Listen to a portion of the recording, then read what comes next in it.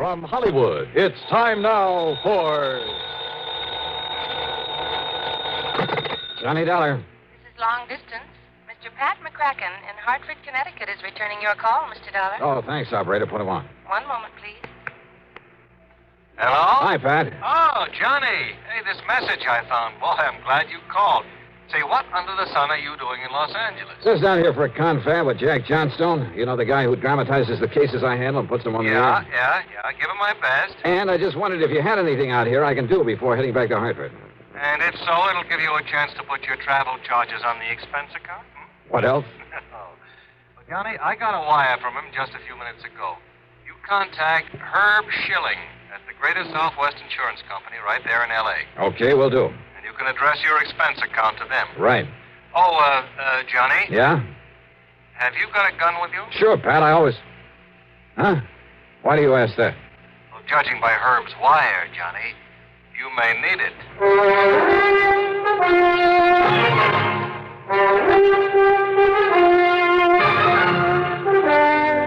Bob Bailey in the exciting adventures of the man with the action-packed expense account.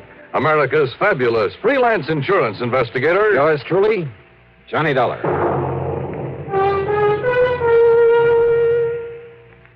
A young lady by the name of Scheherazade kept her audience of one enthralled for 1,001 nights with one of the longest stories in history.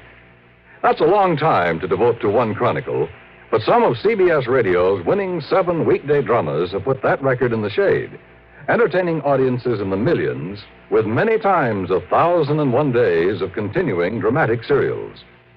Each weekday on the CBS Radio Network, there's a wealth of daytime drama, including such outstanding serials as The Romance of Helen Trent, The Couple Next Door, Ma Perkins, Whispering Streets, The Right to Happiness, The Second Mrs. Burton, and Young Dr. Malone. Monday through Friday, follow these absorbing, true-to-life stories. Only CBS Radio brings you the winning 7 combination of top daytime dramas. Another important reason for the different sound of this CBS radio station. And now, Act 1 of yours truly, Johnny Dollar.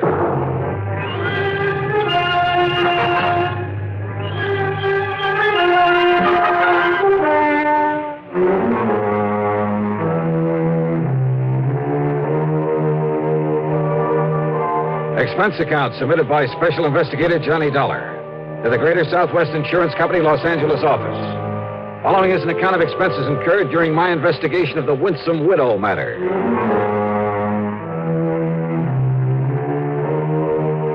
Expense account item 1, $1.40 for a taxi from my hotel in West L.A. to Greater Southwest Insurance at one of those big office buildings on Wilshire Boulevard's Miracle Mile. Herb Schilling almost fell off his chair when I barged in on him. Dollar. Hiya, Herbie.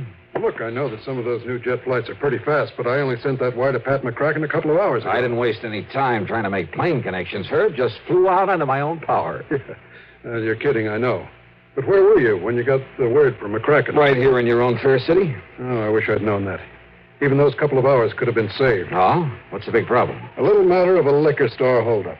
Only I'm afraid this one wasn't so little. Then tell me all. Yeah, sit down.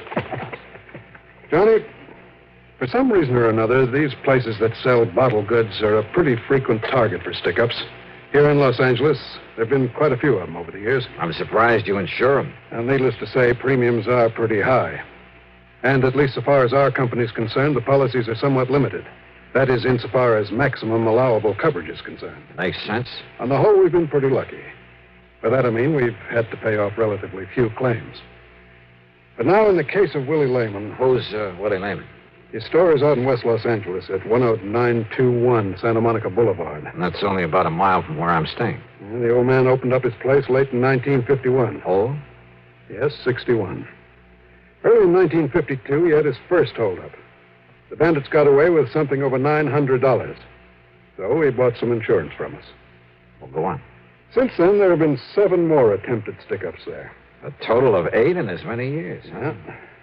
Then your company must be getting a bit tired of paying off. No, because after the second time. He know how to use it? He certainly did. He had a lot of medals from some German outfit he was in during the last war. Anyhow, he suffered no more losses. That is, until last night. Oh, how much? In money? What else? Something like over $400 out of the cash register, as nearly as the police can figure from the register slip. Well, couldn't Lehman tell you how much? No.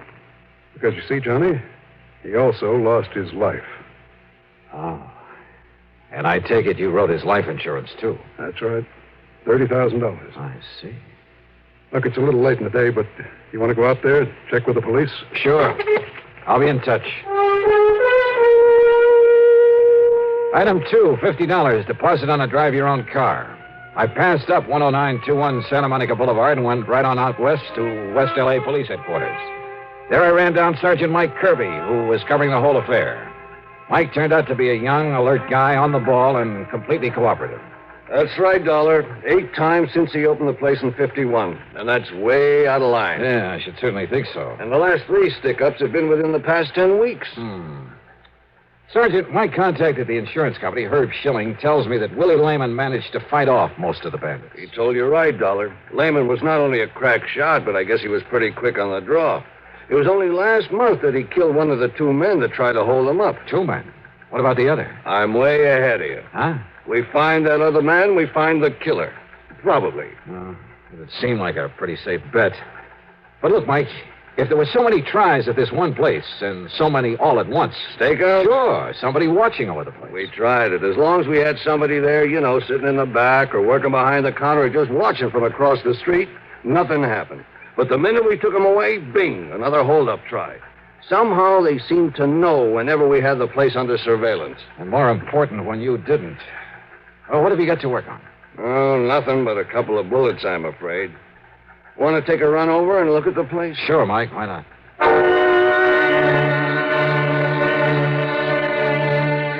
The liquor store was closed, but there were lights on in the living quarters above it. We knocked a couple of times, but got no answer, so Mike used the key that he had. He and his men had been careful to leave things as they'd been at the time of the killing. He was lying right there, Dollar, as though he'd come around the end of the counter. Uh-huh. Near that door to the back room, huh? Yeah. That door also leads upstairs to the apartment. He must have taken a couple of shots at the bandit. You see where the bottles were broken over on the shelf? Yeah. No bloodstains or anything. I guess he missed for once. But not the bandit. Caught him right in the heart, Johnny. Bullet went in at the right shoulder, then down through his heart and stopped against the lower left rib. Of course, until you get a lab report on that bullet. Huh? Well, it must be his wife. The wife, she didn't answer when we knocked on the door. Good evening, Mrs. Lehman. Oh, no. Are you here again? Gee, Sergeant, do you have to come around at all hours? Oops. Hold everything. Lehman had been 61, but his wife, Gloria, couldn't have been more than 30. Tall, dark, she was obviously very proud of her highly commendable figure. Yeah, and she was pretty. That is, almost. Maybe it was just a little too much makeup, especially around the eyes that she knew how to use so well. A little bell had rung in the back of my head. Yeah. And since I'd noticed a phone booth at the gas station next door, item 3, 10 cents for a call. Johnny. That's right, Herb, and I'm sorry to call you at home. That's all right, Johnny. But there's one thing I forgot to ask you about when I talked to you. Yeah, what's that? Who's the beneficiary of old man Lehman's life insurance? Why, his wife, Gloria, Johnny. Thank you, Herb Schilling.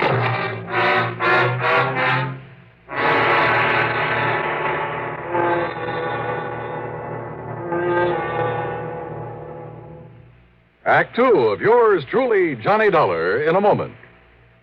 When Fidel Castro was biding his time in a remote fastness in Cuba, only a network like the CBS radio network had the equipment and manpower to go in and bring out the background of his revolutionary movement, his own words on what was to come and how it would come about.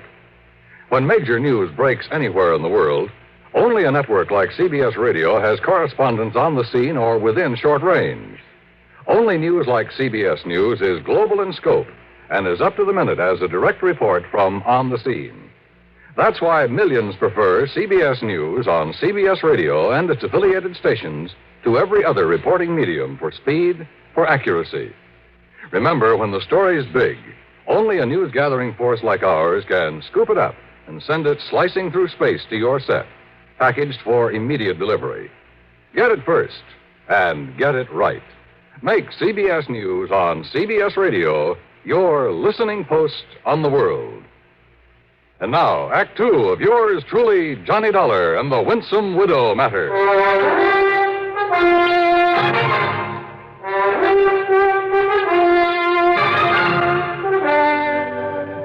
After the phone call to Herb Schilling, I went back into the liquor store where Sergeant Mike Kirby was still talking to Lehman's widow, Gloria. You mean you don't plan to reopen the store at all, Mrs. Lehman? Not if I can help it.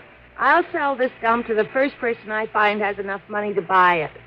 And then what, Mrs. Lehman? Why don't you call me Gloria, huh? Everybody else does. And who are you, anyway, Johnny? You aren't a cop, and you don't look like a dick. Well, thanks. Mr. Dollar's here because of the insurance involved. From the insurance company? That's right.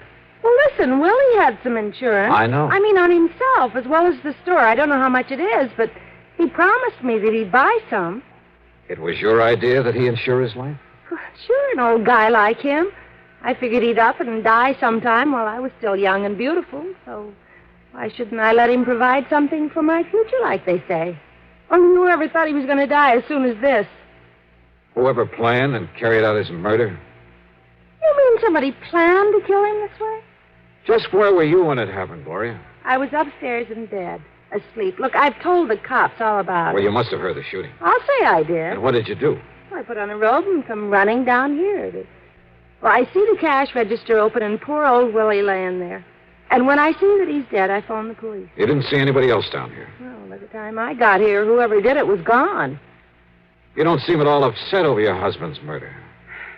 Now, you want me to put on an act? Don't you know that he was twice as old as I am? Then why did you marry him? Well, you know how it is.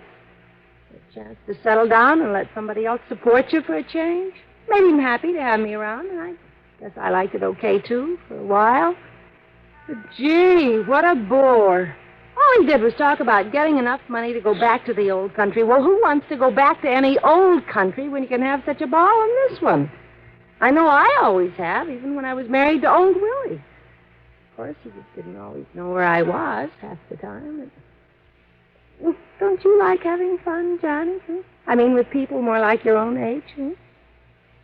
How old are you, Johnny? Now, don't answer it. Now, don't answer it. The place is closed. Well, it might be for me, Mrs. Lehman. Oh, yeah. Kirby. Yeah? And listen, Johnny, Oh. if you can get me that Sure. insurance money in a hurry, well, Yeah, good. I'll want tell you you what to he know found? I appreciate it. Gloria, how long ago were you married to Okay. Willie Lehman? Last September. Yeah. Oh? Now, why do you say it that way? I Okay, told I'll you, go on Johnny, back I to the married the station. old man so he could take care of me. Excuse me, Johnny. I got to get back to headquarters. Ballistics downtown is sending up a report on the bullets we found. Oh, good. Also, Bob Golden picked up a bum in a saloon, and it looks like he's the one that did this job. They picked up the guy that killed Willie? Looks like it. You want to come with me, Johnny? Well, do you or don't you? Yeah, Mike. I'll go along with you.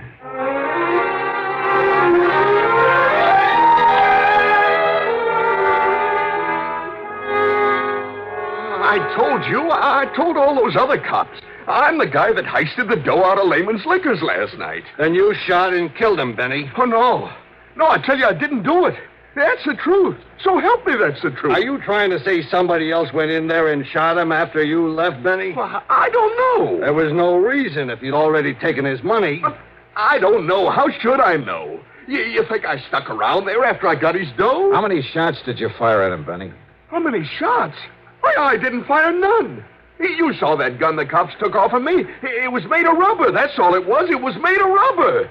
If I hadn't got stupid and gone out and got drunk and showed it to somebody and told them how I got away with the money from that liquor store with it, you think these dumb cops had ever got wise to me? You didn't fire a single shot? How could I? I wave my rubber gun at him. He reaches under the counter. He comes up empty, so he gives me the dough and I leave. You're lying, Benny. You make a paraffin test, Mike. Yeah, and I think this is the result of it. Well, Conroy? The paraffin test was negative, Sergeant. No sign of powder on either of his hands. Also, Sergeant... There, you see? I told you I never had no real gun. all right, Benny. I told you all I did was rob that joint, so Shut up, what do you want me Benny. to Shut do? up. Yeah, Conroy? Also, Sergeant, here's the report from downtown on the bullets from ballistics. Good. Let me have them. And also, they returned that gun of Mr. Lehman's that they found beside his body. There's no prints at all on it.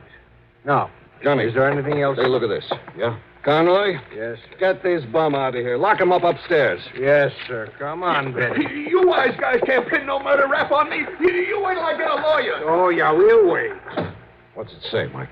Listen, the bullet that killed Willie Lehman and the bullets we pulled out of the wall of that store. Well? Johnny, they all came from Lehman's own gun. Well, how about that?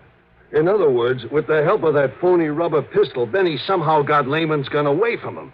Maybe Lehman had already pulled off a couple of shots and missed, but the one that killed him... Oh, yeah. The paraffin test showed no powder on Benny's hands. Then he must have worn gloves. He must have killed Lehman. You want to bet?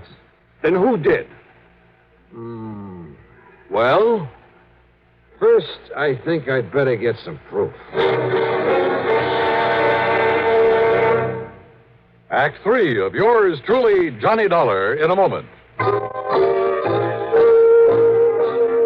Be sociable, look smart, keep up to date with Pepsi, drink light, refreshing Pepsi, stay young and fair and debonair, be sociable, have a Pepsi. When friends drop in, let your hospitality show you're sociable in the modern manner. Pepsi, you know, is the favorite of the smart and young at heart. Be sociable, look smart, keep up to date with Pepsi, drink light, refreshing Pepsi, stay young and fair and debonair, be sociable, have a Pepsi. Have you tried a Pepsi lately? Now, Act 3 of yours truly, Johnny Dollar.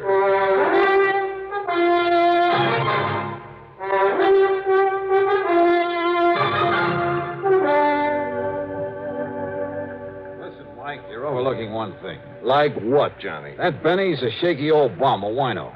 Suppose he'd gone into that liquor store with a real gun instead of that phony little rubber one you boys found on him. Well? You think for a minute he could have stood up against a crack shot like you say Lehman was? Well, now, that's Of course beside... not. Now, could he get Lehman's gun away from him and kill him with it? Ever since he kept the gun in that store, not a single hold-up man has got the better of him.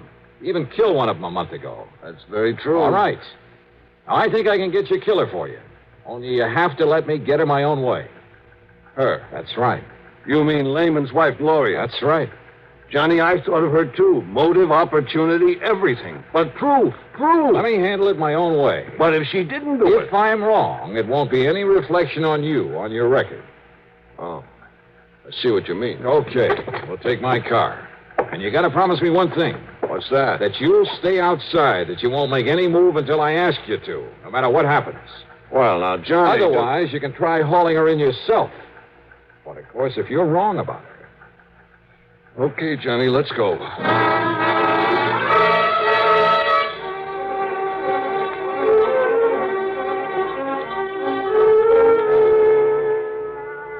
I'm glad you came along, Johnny. I'm getting awful tired of having all those cops around here.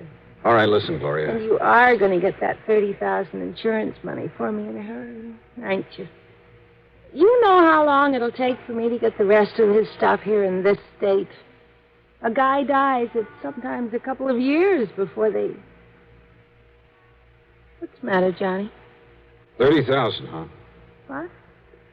I thought you didn't know the amount of that insurance. Well, Johnny... Gloria, the only recent attempts at a holdup were made between the times the cops had a stakeout here, right? Yes, that's right, Johnny. Then but somebody must have passed the word around when everything was clear. You think so? Gee, that's... Yeah, and I also think that the only people who knew when the police weren't here were you and your husband. Well, you don't think he'd go around blabbing it? No, I don't. Well, then... Now, wait a minute, Johnny Dollar. Don't get your back hair up, Gloria. Not yet. What? Your husband was good enough with a gun to have thwarted 7 robbery attempts in a row. That's right. So I think he could have prevented his own murder. if he'd had his gun last night. Well, of course he had it. They found it laying next to his body. Somebody was glad to see these holdups, these attempts anyway, because it provided a perfect excuse to kill him. Now, listen, he Johnny. kept the gun under the counter, didn't he? Sure. Right here, under the register. Okay. I'm going to put my gun there. What are you up to, Johnny? Get behind the counter a minute. About where he'd stand when a customer came in. Well, sure. Right about here. So last night, a man came in and he stood about here. He pulled a toy gun out of his pocket, demanded the money in the register. What is this?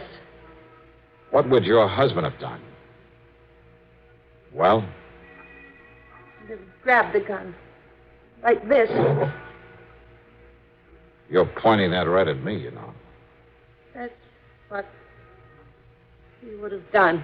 But there was no gun there last night, because you had taken it.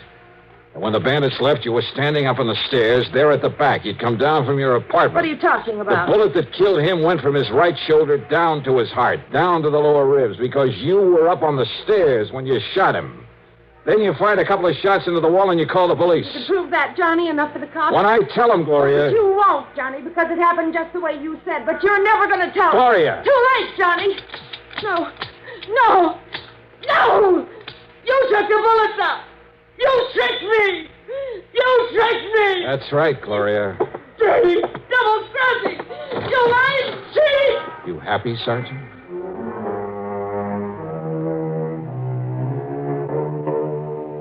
Pretty obvious, I guess, right from the beginning.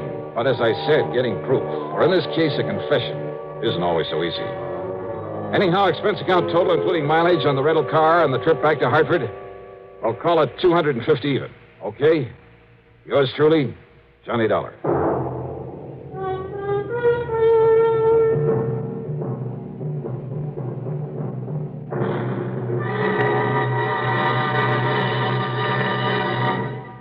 Our star will return in just a moment. Can you get premium gasoline performance at regular gasoline price? Find out what so many other car owners have found. In 3 out of 5 cars, regular priced Sinclair Dyno gasoline matches performance of premium gasolines, saves you up to 4 cents a gallon. Almost anywhere you see the Sinclair sign, you can save up to 4 cents a gallon with Dyno and still get premium performance and mileage. Drive with care and buy Sinclair Dyno gasoline.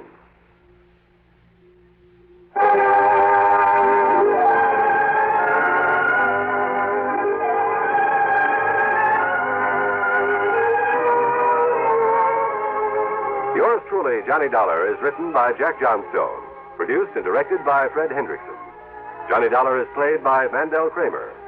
Also featured in our cast were Jackson Beck, Joseph Julian, Jack Grimes, Bob Maxwell, and Peter Fernandez.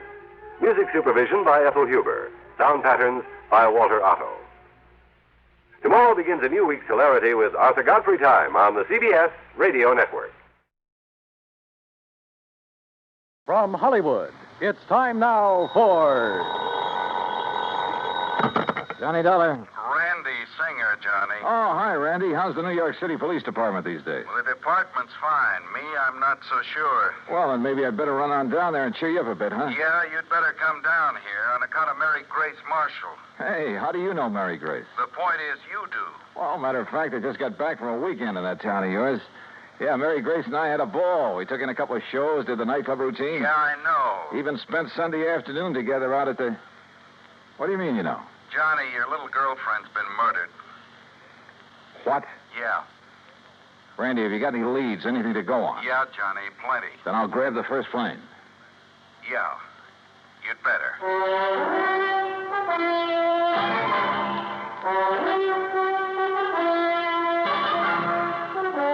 Bob Bailey in the exciting adventures of the man with the action-packed expense account. America's fabulous freelance insurance investigator. Yours truly, Johnny Dollar.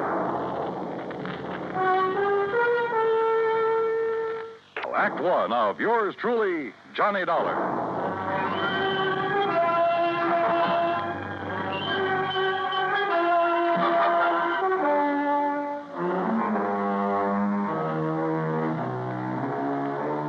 Expense account submitted by Special Investigator Johnny Dollar to the Mideastern Life and Casualty Insurance Company, Home Office, Hartford, Connecticut. Following is an account of expenses incurred during my investigation of the Mary Grace matter.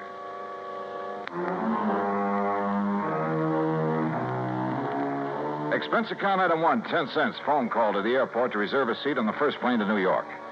Item 2, phone call to Ben Perrin at the Claims Department of Mideastern Life. Perrin here? Ben, this is Johnny Dollar. Oh, hello, John. Now, listen, I'm on my way down to New York at your company's expense, though the expense part is beside the point. What? No, just wait a minute. Mary Grace Marshall has just been murdered. Marshall? Your company holds a policy on her, and I'm going down there to investigate. Well, now, wait, John, until we issue proper authorization for you to conduct the investigation. Don't give me that, Ben. I'm going down there now.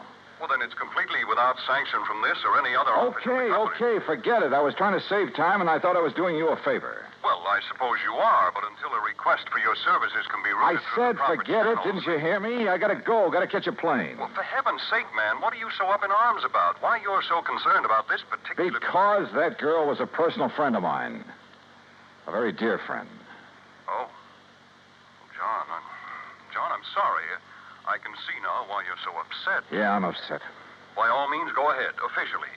And if there's anything I can do... Yeah, there is. You can stop all this yammering so I can hang up and get out of here. Goodbye. John. Yeah, what now? You really cared for that girl, didn't you? Yeah, Ben. I cared.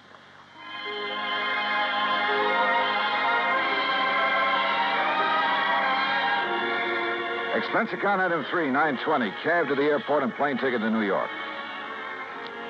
The trip down there gave me time to think. And thinking about it hurt. Mary Grace Marshall. Tall, brunette, and very beautiful. And as straight a girl as I'd ever known. There was a time a few years ago when I'd hoped she might marry me. But she wanted to stay with her successful career as a fashion designer. And she was right. I'm not the marrying type either. So we just remained friends. We had a lot of fun together. Theaters, dancing, an occasional nightclub. Sometimes the long hair stuff, a recital or the opera. And we'd go to the zoo or the circus, a boxing match or a baseball game. Or just go for a quiet walk in the park. And often just a long, quiet evening in her apartment over a tall, cool drink and good conversation. A goodnight kiss? Sure. But that was all. Now she was gone. And believe me, somebody was going to pay. Item 4, $6 even for a fast taxi to the 18th Precinct headquarters and Sergeant Randy Singer. Come on in, Johnny. Close the door. Sure. Hi. Better sit down, huh? Yeah.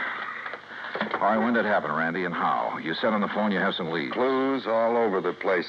They all point toward one person. Oh. Toward the one person known to have been with her at about the time the coroner says she was killed. How was she killed? Struggle. Fell and struck her head on the base of the fireplace. Cigarette, Johnny? Oh, yeah, thanks. Incidentally, so far I've been able to keep this thing out of the papers. Oh, hey, give me a light, will you? I seem to have forgotten my lighter. Yeah, you have. Here. Thanks.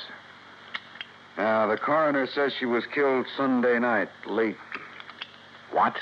By somebody who must have spent several hours with her. You said late Sunday night. That's a... Go on, Johnny. Hey, look, stop snapping that lighter and... Wait a minute, where'd you get that? According to all the evidence, it was left behind by whoever murdered Mary Grace Marshall. Here. Look familiar? Are you crazy? This lighter is mine. Yeah, Johnny. I know. And now, Act 2 of yours truly, Johnny Dollar, and the Mary Grace matter.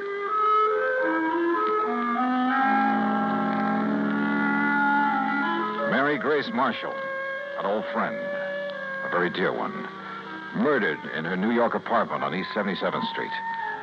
Sergeant Randy Singer, my old friend at 18th Precinct Homicide, had called me immediately. And when I got there, showed me a very damning piece of evidence. Presented to Special Investigator Johnny Dollar by the International... Sure, of course it's my lighter. And I must have left it in Mary Grace's apartment Sunday night. But that certainly doesn't mean that I killed her. Coroner says she died about the same time you were there. Oh, how do you know what time I was there? Wife of Charlie Walker, the building superintendent, Johnny. She saw you leave. That isn't enough evidence to convict a fly, and you know it. There's plenty more. Yeah, like what? Your fingerprints all over the place. Well, sure, I told you. Cigarette butts, same brand you smoke. So what does that A prove? lot of them, Johnny. Like a very nervous smoker. Well, I was with her all evening. Doing what? Oh, now look, Randy. Surely you can't be serious. You can't think for a minute You that look, Johnny. This is my case, nobody else's. I'm keeping it that way. I've kept it out of the papers. I think you know why. Oh, sure I know why. Because we've been buddy-buddy for so long, you want to be sure that if anybody hangs me, you will, for old time's sake. I asked you what you were doing. Well, let me tell you something, Randy. That girl meant a lot to me. What were you so doing shut Sunday up and night? tell me what other evidence you have, what you know that can help me find out who... I'm sorry, Randy. Sure, it's your job. I'd probably do the same thing to you under the circumstances. If you didn't, I wouldn't have any use for you. But don't you see... Okay, look. We spent Sunday afternoon at the zoo, the Bronx Zoo. Went up on the subway. We walked a lot, got pretty tired. I promised her a dinner at the Chambord over on 3rd Avenue. But she said she had some food at the apartment, so we went back there. Then we just sat around and talked, played some music, that's all. And had some drinks. Yeah, I picked up a bottle of scotch on the way. How many drinks? Oh, 1 or 2 light ones is all. Sorry, Johnny, that bottle was nearly empty. But that's him. Who discovered the body? Mrs. Walker, wife of the apartment super. The one who saw you leave shortly after hearing the screams that made her... Screams? Yeah, that made her finally go up and look in the Marshall girl's apartment. She's crazy, Randy. You're lying. Can you prove it? I'd like to talk to that woman. I think you She's off better. her rocker if she told you she... What'd you say? I think you ought to see her. Huh? But if I'm your big suspect... Well, sure you are. Until you can help me prove I'm wrong. We drove over to the place on 77th Street in a prowl car. Everything was exactly as it had been when I'd left Sunday night, except that there were signs of a struggle, as Randy had said. A chair and a lamp had been knocked over, the hi-fi shoved aside when she'd fallen at the fireplace. Even the bottle of scotch from which I'd poured a couple of small... What's the matter, Johnny? Well, I'm not sure, Randy, but I'd have sworn I left this bottle out in the kitchenette where I... Huh? Hey, are you making more prints? Yeah. Look, this bottle of soda, 3/4 full. You don't kill most of a bottle of scotch with only this much soda. Unless you're drinking it straight. Oh, who drinks it straight these days? An alcoholic? Or somebody who needs a jolt for his nerves. Maybe. Want to go downstairs and talk to the super's wife? Yeah, let's.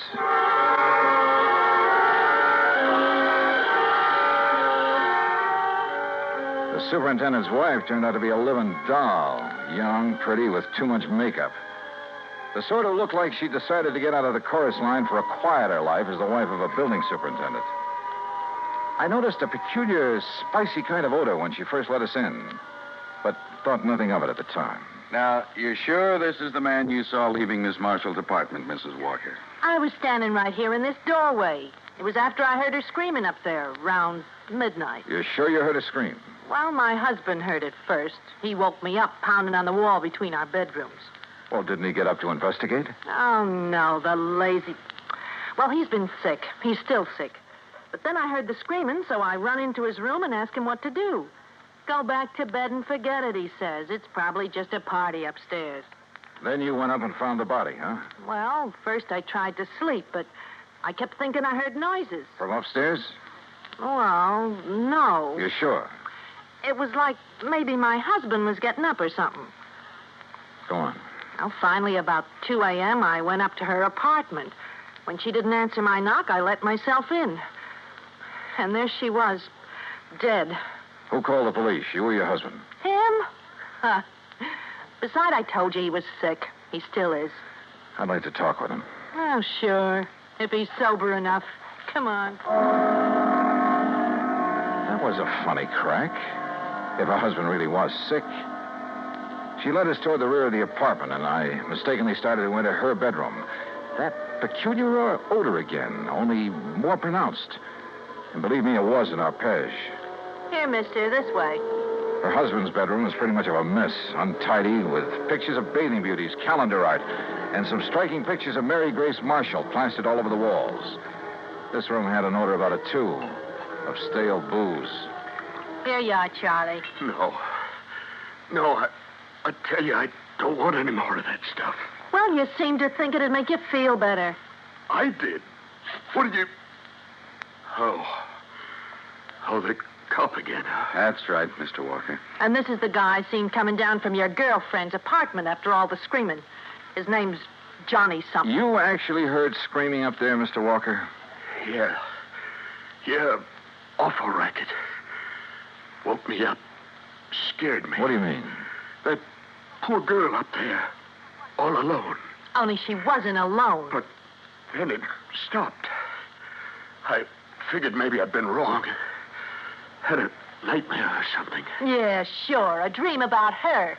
You think about me for a change instead of dreaming about that dame. Shut up. Talking about her, dreaming about her, sneaking around to have a look at her when she came in and out. I tell you. If you wasn't sick, I think you'd sneaked up there and done her in because you couldn't have her. Sergeant, will you take her out of here? It wouldn't be the first time a drunken bum has killed somebody because of it. Shut up! Mrs. Walker, I thought I told you this man was supposed to be kept quiet. Oh, well, now, look, Doctor, Yet I walk in here and find this sort of thing going on. Go on, all of you. Out of here while I attend this man. Just a minute, Doctor. Out immediately. This is a heart case complicated by a very serious virus infection. Doc, if I can have just one minute. Later, officer. I must save this man's life. Come on, Randy. You too, Mrs. Walker. Sure. He's been getting alcohol again, strictly against my orders. Now, look here, Mrs. Walker. No, wait. Huh? Come on upstairs with me again. Oh? What'd you think of? A couple of things, Randy, that I believe will clinch this case so fast. Come on. Act 3 of yours truly, Johnny Dollar, and the Mary Grace Matter.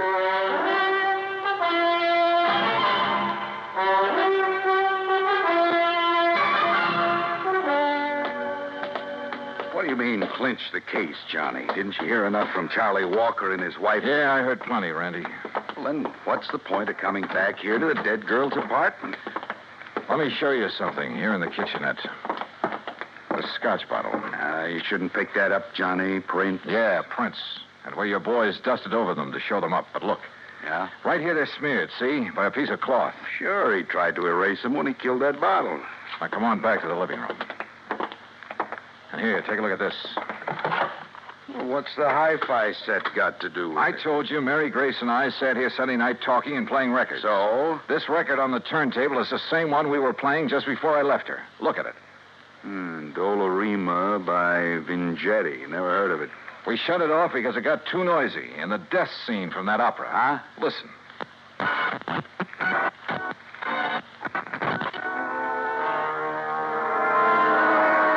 Yeah, here it is.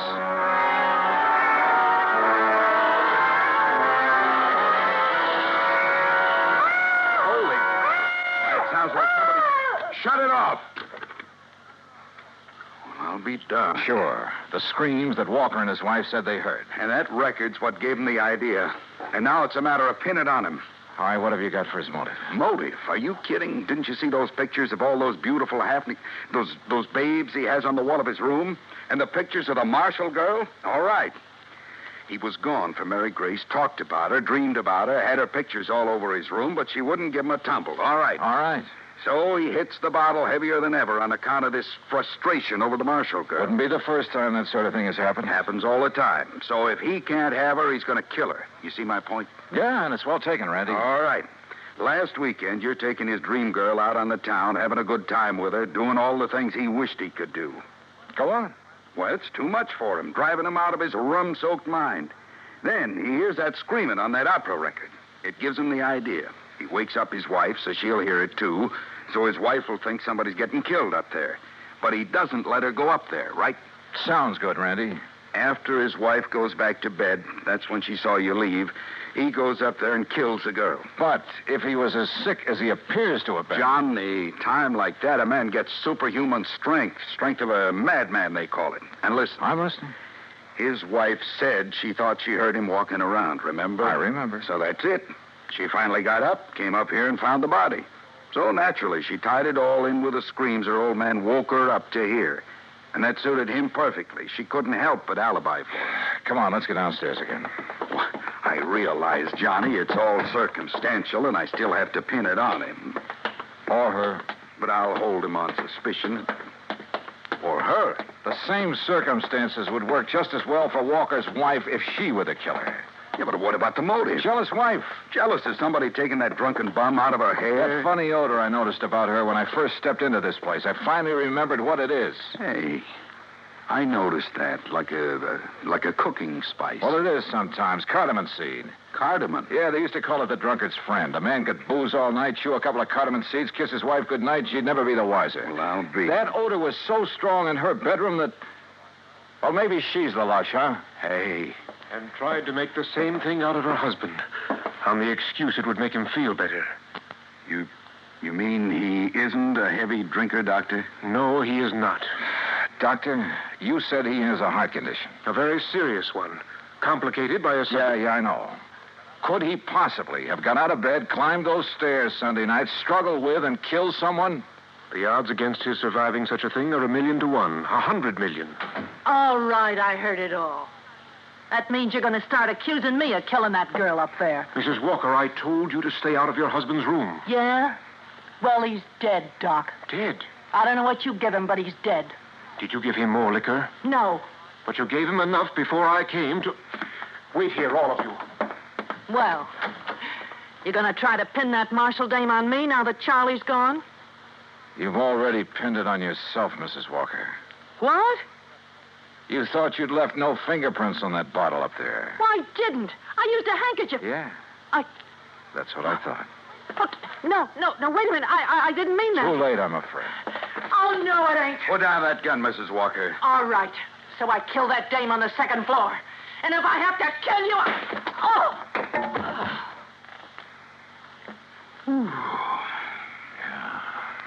Thanks, Doctor. It's quite all right, sir. Well, Randy, there's your killer. Happy? Yeah. I guess I ought to be. You? It doesn't bring back Mary Grace.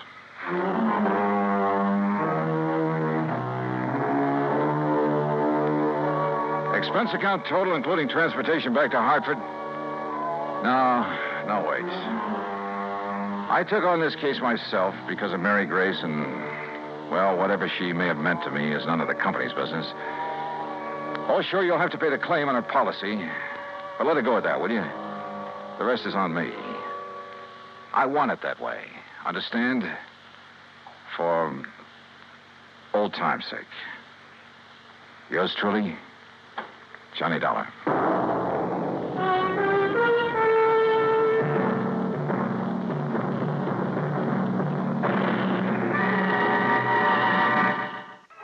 Be sure to join us next week, same time and station, for another exciting story of yours truly, Johnny Dollar. This is Dan Cubberly speaking.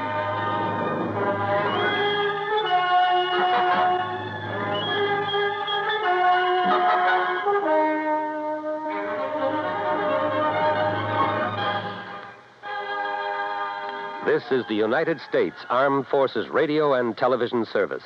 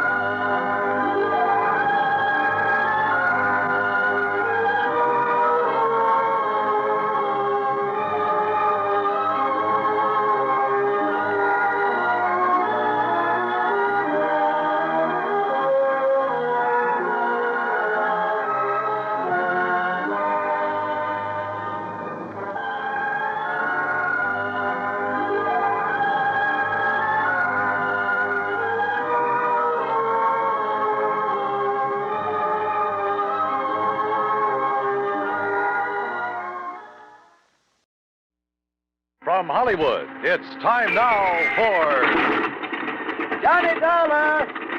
Johnny Dollar! Yeah, I'm Johnny Dollar. There's a phone call for you in the office, Mr. Dollar. But my plane's about to take off. He said it's very urgent, sir. Well, it better be. I don't get back to Hartford. Hey, look, my name's Dollar. I understand you have a... Oh, thanks. Johnny Dollar. Todd Swam, Johnny, at the Chamber of Commerce. Oh, Todd, look, I'm sorry I didn't have a chance to say goodbye to you, and I appreciate all your Johnny. help. Like your city, too. Nice people, good fishing. But I barely had time to make my plane reservation, pack my stuff, Johnny, and... you've got to cancel your reservation. Cancel? My plane's all ready to leave. Earl Poorman is on his way to the airport now to pick you up and bring you back here. Look, we proved that the accident in that rocket fuel laboratory was an accident. I know. Dr. Allworth's technician, that Leon I know, Salkov, is Johnny, not a I Russian know. spy. So the company will pay for the damage, and that's that. Will the company also pay a claim on Leon Salkov? Don't see why not. Now, look, I gotta catch my... What? Salkov is dead? Johnny, it looks like murder.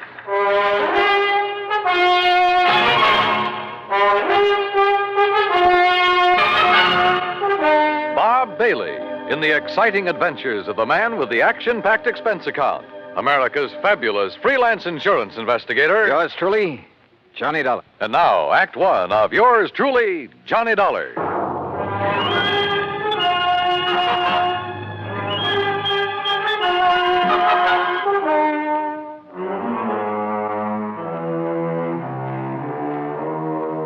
Expense account submitted by Special Investigator Johnny Dollar to the Tri-State Life and Casualty Insurance Company, Sarasota, Florida.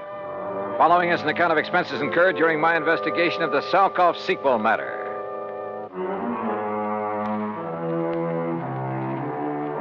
Expense account item 1, $3, no show penalty for canceling the flight back to Hartford. By the time I hung up the phone on Todd Swam, Earl Poorman had pulled a shiny new Cad into the airport parking lot, and we took off. I'm glad Todd caught you before you climbed aboard that plane, Johnny. Earl, he said that Leon Salkov had been murdered. That's what it looks like. Well, what happened? Actually, he's just disappeared. But under circumstances that make it look like he's been murdered. Any idea who? Johnny, you know as well as I do that he was pretty deep in subversive activities during the last war. Yeah, but he's been given a clean slate, at least so far as our country is concerned. Right. But then, wait a minute. If some of his old pals, and we know there are plenty of them in this country, working for the other side. Right. If they know he's working for us, the first thing they'd do for the sake of their great and glorious cause would be to eliminate one Leon Salkov. Yeah, or at the very least persuade him, and I mean torture him, into telling the formula of the stuff he's helped Dr. Allworth develop. Exactly. Where and how did it happen? Well, you'll have to get the details from Todd Swam. Us common people aren't even allowed to know where Allworth's lab is hidden away, you know. That's why I'm taking you to see Todd. Then drive on.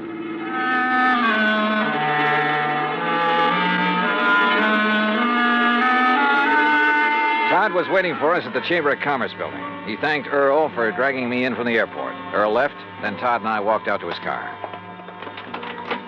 Here, Johnny, use my car. You know where to go. Out to the lab? Yes. You still haven't told me what happened to Leon Salkov. Because I don't know exactly. Dr. Allworth called me from the nearest phone down there, told me Salkov is gone and that he's sure he was murdered. Have you dragged the police in on this? No, but I telephoned the FBI in Washington. They've promised to send a man. Well, do they know I'm here? They might not want any interference. Well, I told them about your investigation down there at the lab, and they said to give you a free hand. All right, good. Well, I better get going. Johnny, let me know what you find out.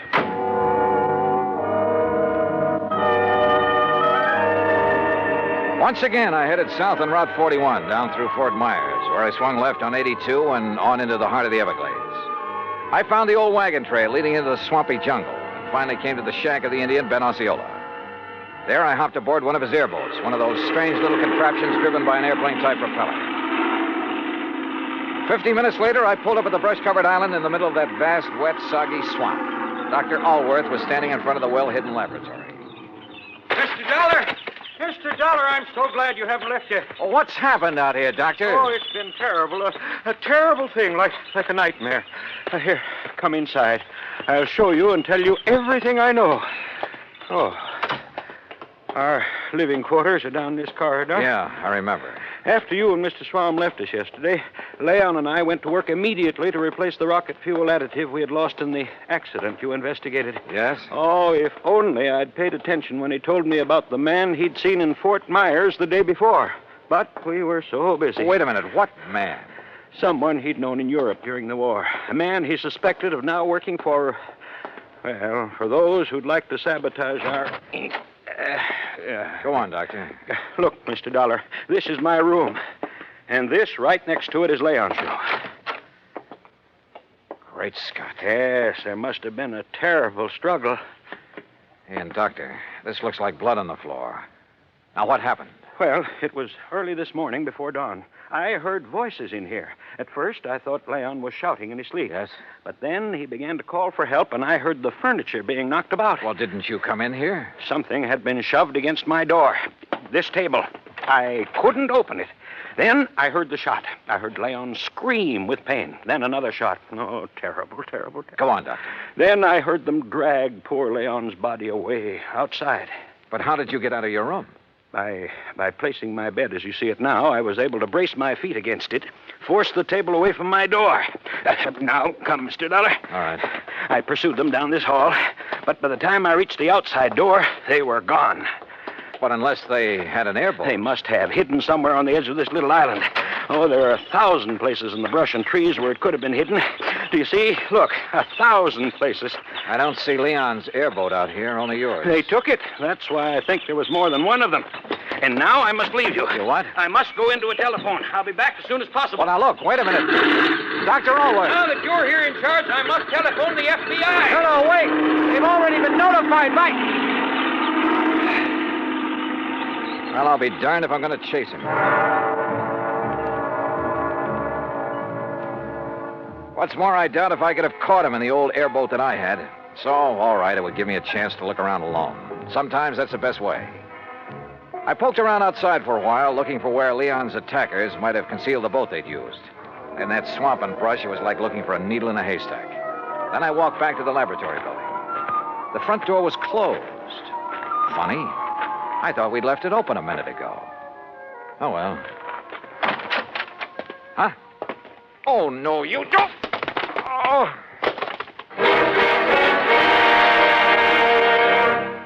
Act Two of yours truly, Johnny Dollar, in a moment.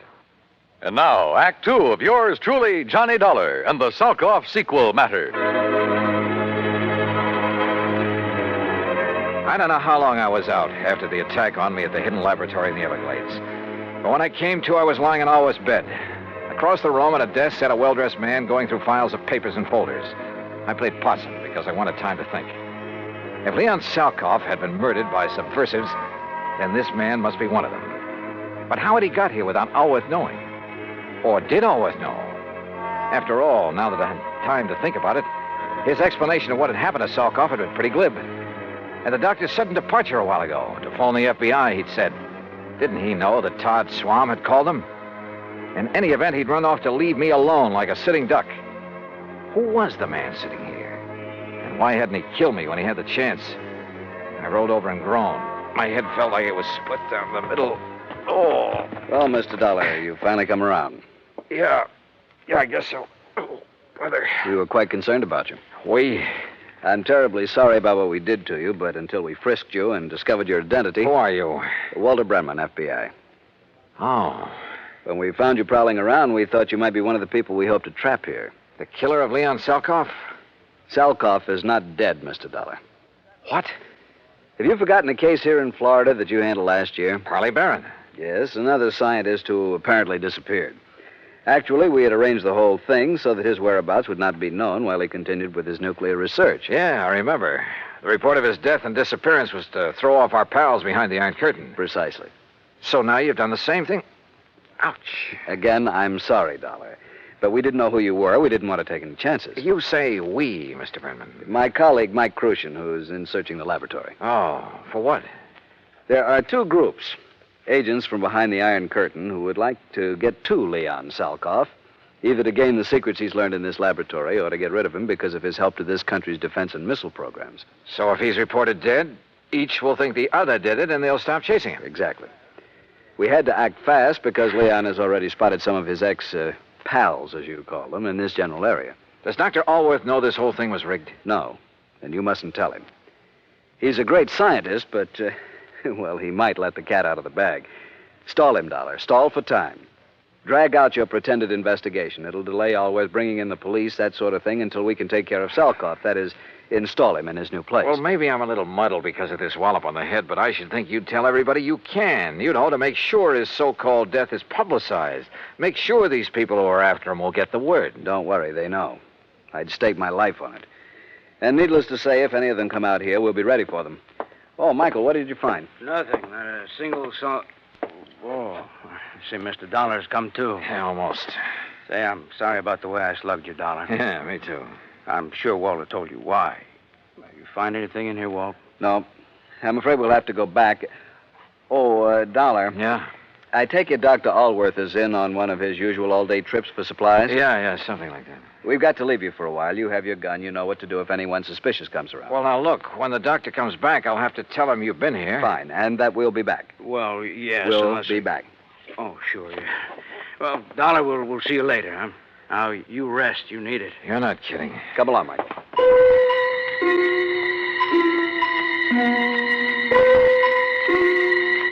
I felt so rocky, I didn't quite know what to make of it. I heard them leave by the outer door.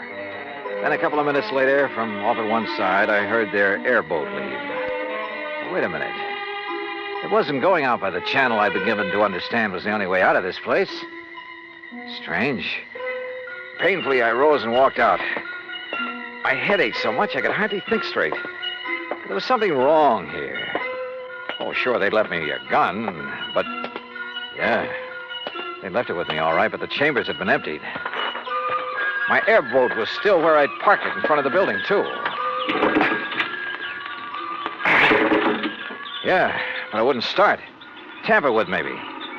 Then I heard it. Another boat coming into the regular channel. In the distance, I could see there were two people in it. Quickly, I crouched behind a clump of brush until I saw who the two men were. Mac! McLaughlin! Oh, hi, Dollar. Dr. Allworth said you were out here. Mr. McLaughlin was already on his way when I telephoned. Why didn't you tell me the FBI had already been sent for, Mr. Dollar? I tried to, but you Good took off Lord, in such a Johnny, hurry. what happened to you? Oh, a couple of your own boys did this, Mac. What? Men from the Bureau? That's what they said. And I was so addled from this knock on the head. Johnny, that's impossible. What do they look like, Walt? What are their names? Walter Brenman, for one. Brenman, 5'11", sparse gray hair, blue eyes, about 150 pounds, mark of spectacles on his nose. Perfect description. And the other? Michael Crucian. Heavy set, maybe 5'6", about 200 pounds. Right. Small scar above the right eye, heavy, almost gravelly voice. Yeah. Brenman and Crucian, huh? So they said. We're in trouble, Johnny. What?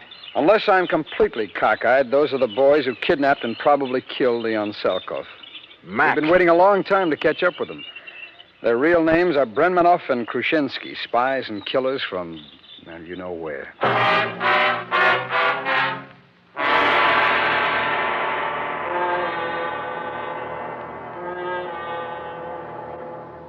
Act 3 of yours truly, Johnny Dollar, in a moment.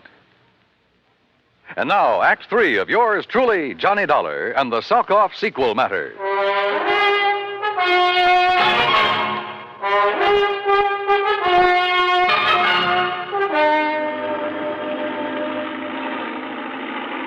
McLaughlin, my old friend of the FBI, gave Dr. Allworth a gun with instructions to lock himself into his lab and shoot on sight anybody who set foot on the island before we got back. Then we took off in the airboat. Briefly as possible, I told Mac what had happened to me at the laboratory there in the middle of the Everglades. Only a pair like Brenmanoff and Krushinsky would have the guts to impersonate FBI agents. After that beating, I was too muddled to even ask for their credentials. What I don't understand, Mac, is why they didn't kill me. They haven't yet learned the formula, that missile fuel. So? They've got to leave every possible door open, Johnny. With you convinced that they're from the Bureau... So they think. Yeah. Well, it meant they could go back to the lab. After the doctor returned, maybe even get your help in obtaining the formula from him. What? Sure. The abduction of Leon Salkoff would indicate the doctor himself is in danger. Well, that's true. But if he wanted his work carried on, if anything should happen to him, well, who better to give the formula to than agents of the FBI? On the way out to the lab, he was ready to give it to me. Hey, Mac, he and Kay's little visit, they're prowling through the lab and Allworth's papers. It means they didn't get the formula from Leon Salkoff. Which probably explains their sudden departure. They couldn't find the formula at the lab, so they'll go back and put the pressure on Leon again. Makes sense, Mac. And I sure hope he's still alive. But where? Well, let's hope an all-points bulletin will help us catch up with them when they leave this swamp. Got to come out of it somewhere. They've had a big head start on us. Yeah, but this channel we're taking is the most direct route to the highway. Any highway.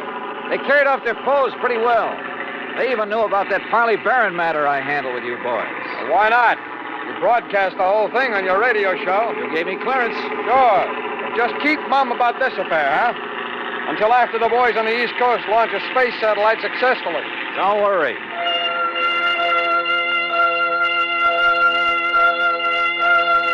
A few minutes later, we pulled up at Ben Osceola's shack at the head of the bayou where we'd left our car. We use mine, Johnny. It's better equipped than yours for whatever we may run into. I saw what he meant, because in back of the seat was a regular arsenal. As we tore out of the jungle and headed south on Highway 29, Max short-waved in all points to every town in the area and to the state police. Keep me posted. Over. We're heading south, Johnny, because you said that's the way they left the island by airboat. Right, Mac. But with the way those rivers and bayous twist around in the swamp, they could come out anywhere. Well, I know this country pretty well. They'd almost have to go south to hit this or any other highway. Now, you keep your eye peeled for any side roads that might lead into where they could land their boat, will you? Hey, look, what about this car that's coming at us? Man, he's really stepping on it. That's okay, Johnny. It's a police car. Police, huh? Sure. Sure. But did you see who was driving it and who was sitting beside him? What? Yeah, Khrushchevsky and our old pal Brenman. Hold on to your hat. They must have heard the all points. Well, if they didn't, they're hearing it now in that car. And if that thing is souped up like most police Don't cars... worry, boy. They won't get away from this old boiler.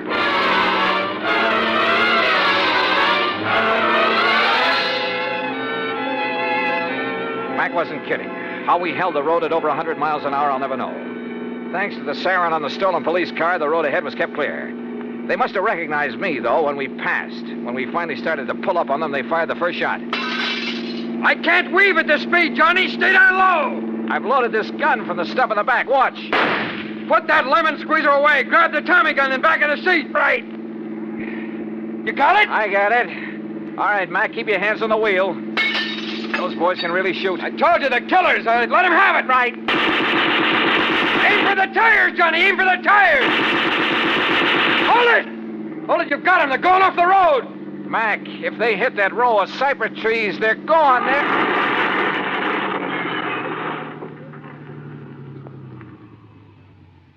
Yeah, they are.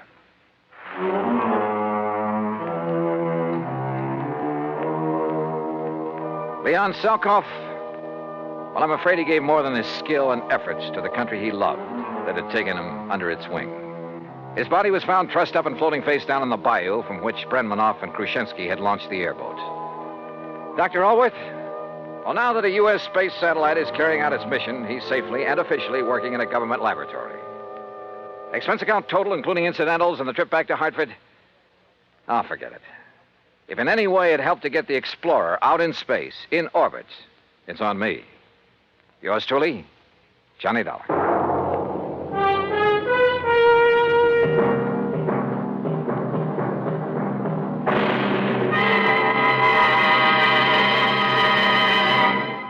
Our star will return in just a moment. Now, here is our star to tell you about next week's story. Next week, a trip to a mining town out near Denver, Colorado. And for me, it's a little too close to the wild, wild west. Join us, won't you? Yours truly, Johnny Dollar.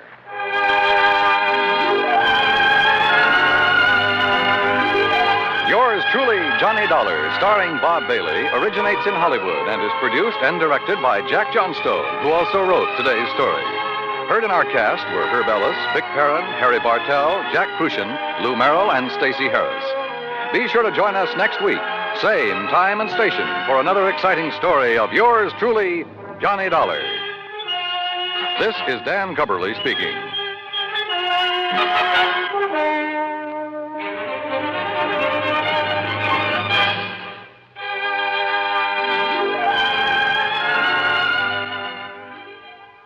This is the United States Armed Forces Radio and Television Service.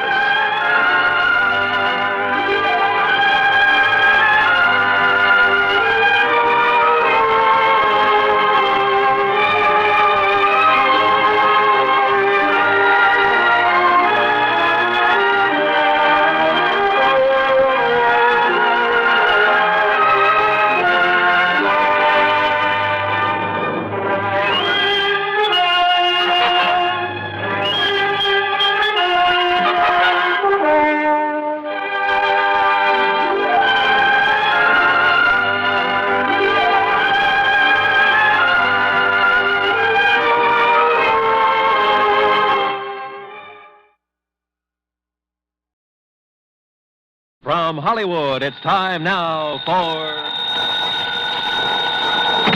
Johnny Dollar. Fred Wills, Surety Mutual Limited, Johnny. Oh, hi, Fred. What's on your mind? At the moment, San Francisco. Oh, nice town to have on your mind. What's new out there? That's what I hope you're going to tell me. What do you mean? Johnny, there's an importer out there named Andrew Foreman. We're carrying a $50,000 policy on his life. So? So have you ever heard of an importer getting exported? I don't get you, Fred. I'm afraid that's what's happened to Foreman. Last night he disappeared. I'm on my way.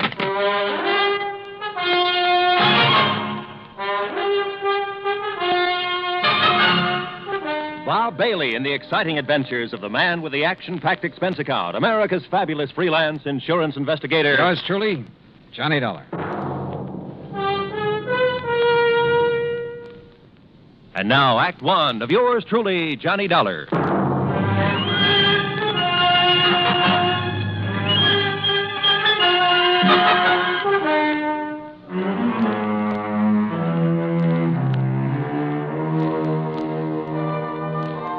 Expense account submitted by Special Investigator Johnny Dollar to the Home Office, Surety Mutual Limited, Hartford, Connecticut. Following is an account of expenses incurred during my investigation of the Blinker matter.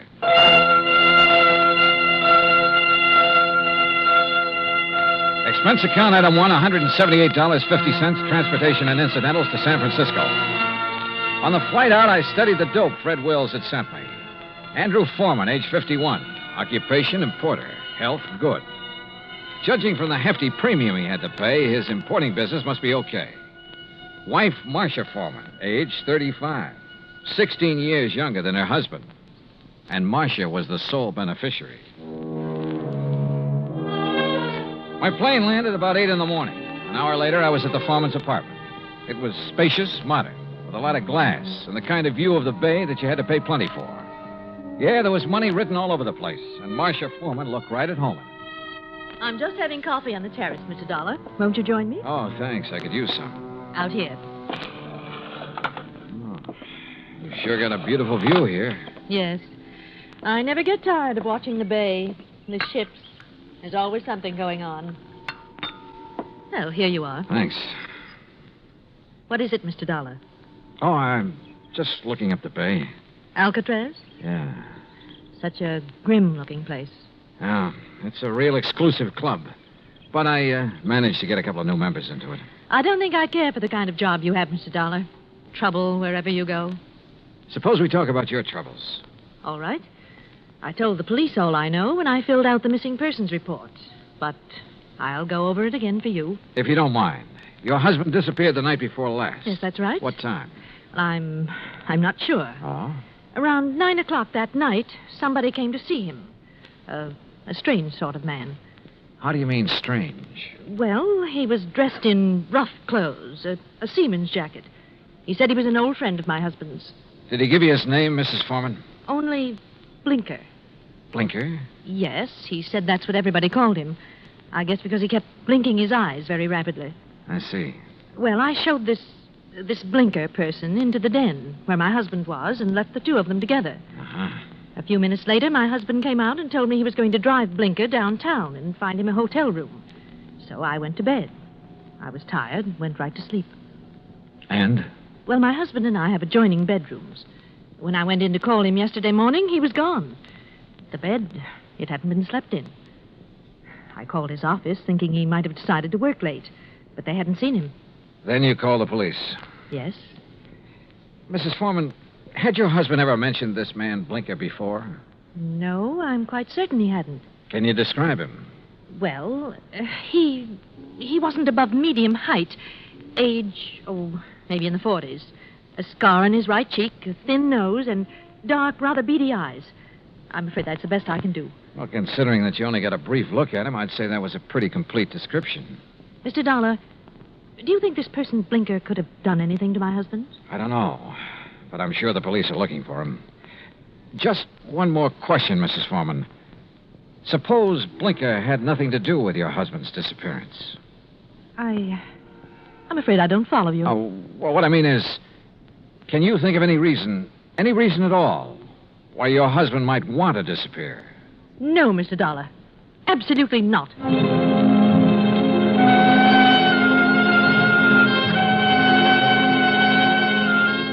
Marcia Foreman sounded pretty certain of that last answer. Maybe just a little bit too certain.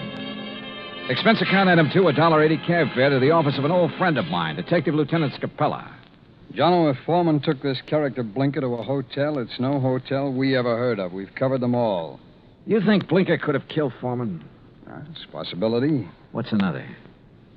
Maybe there is no Blinker. Yeah, Scapella, I thought about that, too. Jono, didn't it hit you there was something strange about Mrs. Foreman's story? She said she let Blinker in the apartment. She showed him to the den. Now, she could have only seen him a couple of minutes. Yet she rattled off a complete description of him. Yep. Sure is to me, Scapella, right between the eyes. And the way she described it. Yeah, I know. Seaman's jacket, beady, blinking eyes, scar on the right cheek. Oh, he sounds real distinctive. Real distinctive. Or real faked. Well, the trouble is, smelling a fake's one thing. Proving it's another. What do we got for a motive? For one thing, $50,000. She was Foreman's sole beneficiary. It's interesting. That's real interesting. Excuse me, Jim. Capella. Oh? Oh, yes. What? I see. Yes, okay. Yes. All right, thanks, Mr. Arnold. John, it looks like we better back up and start all over. What do you mean? That was Wayne Arnold. That's Foreman's attorney. He had a telephone call this morning. From Foreman? No, but from somebody just as interesting. Blinker. Yeah, Blinker.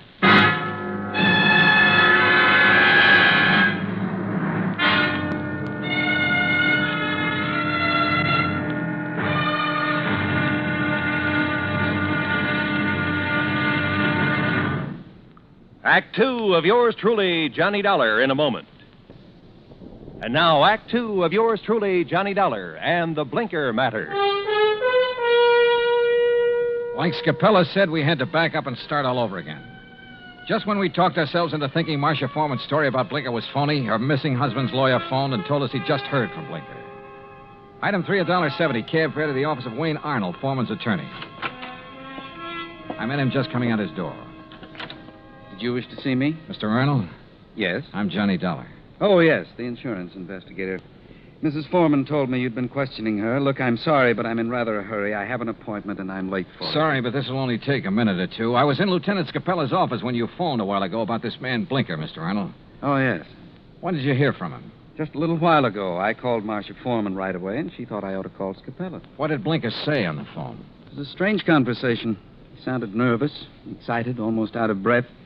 Said he wanted money, $10,000. If he didn't get it, he'd... And that's as far as he got. He stopped suddenly, said he'd contact me later, then hung up. What do you make of it, Mr. Dollar? I don't know. Could be he's holding Foreman for ransom. That's what it sounded like to me. I take it you don't know this Blinker.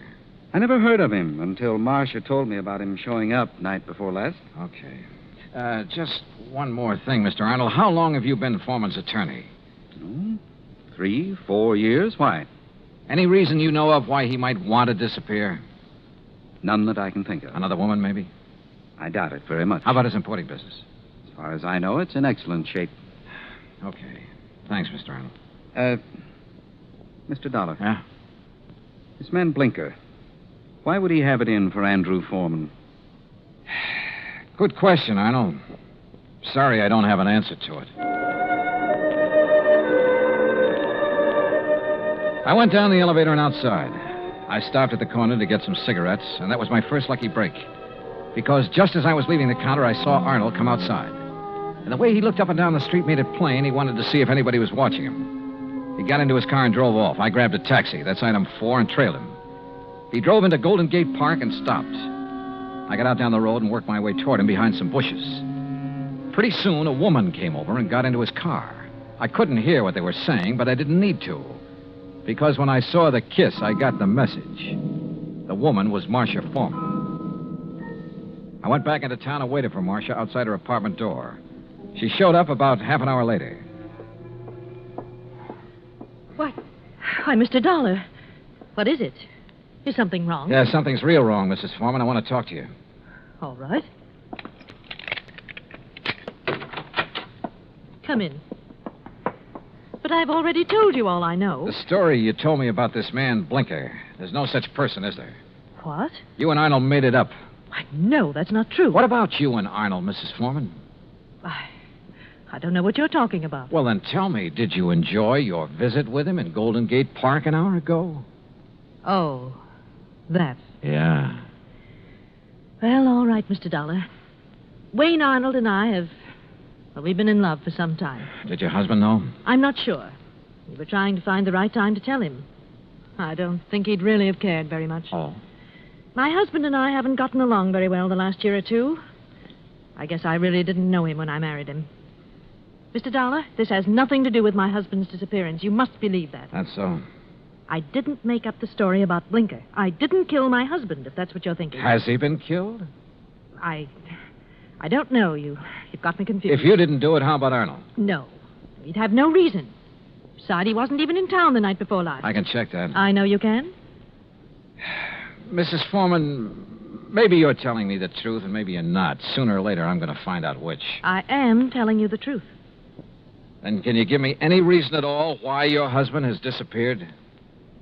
There's one possibility, Mr. Dollar. It might have something to do with his importing business. What's that mean? My husband, well, he seems to have made a lot of money out of his importing business. More than the kind of thing he usually imports would warrant. What does he import? Oh, trinkets, curios. From the Orient, mostly. Have you a key to your husband's office? Yes. Let me have it. I want to take a look around. I went over the papers in Foreman's office and found out his last shipment had come in 3 days ago on the Indian Princess. Mrs. Foreman had said Blinker was wearing a seaman's jacket. I headed for the waterfront, but the ship was gone. Near the pier was a beat-up eating place called Gus's Cafe. A woman with an apron came over. She was about 6 feet tall and almost that wide. What can I do for you, buddy? I want to talk to the owner, Gus. That's me. You're Gus? Short for Gussie. What's on your mind, buddy? Johnny Dollar. I want some information. You a cop, buddy? No, I'm not a cop. You look like a cop. Now listen, that freighter that shoved off from this pier, the Indian Princess. Docks there regular. You know any of the sailors from her? Just about all of them. They all come in here. Hey, look, Gussie. Gus. Okay, Gus. You ever happen to hear of a sailor named Blinker? Sure. You know him? Sure. About medium height, scar on the right cheek, blinks his eyes all the time? I said I know him. What do you want, an affidavit? Oh, Gussie, you're the most beautiful thing that's happened to me all day. That's what they all tell me, buddy. But flattery don't get 'em a thing. Might help you, though. You're kind of cute. Yeah. Look, did Blinker sail on the Indian Princess? Nope. Then where is he? Fact is, I don't know. Blinker's disappeared. Act 3 of yours truly, Johnny Dollar, in a moment.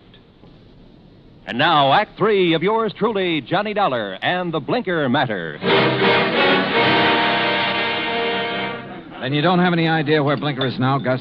Not the slightest, buddy. Oh, great. Then I'm right back where I started from. Blinker was mixed up in something, all right. What do you mean?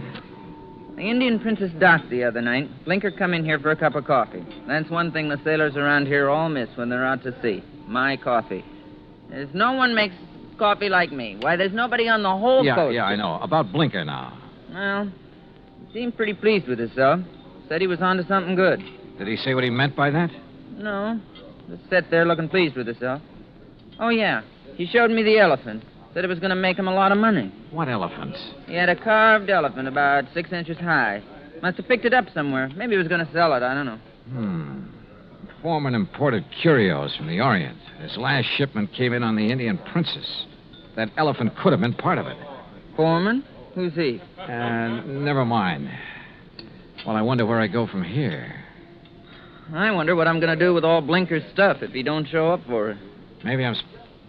What did you say about Blinker's stuff? What stuff?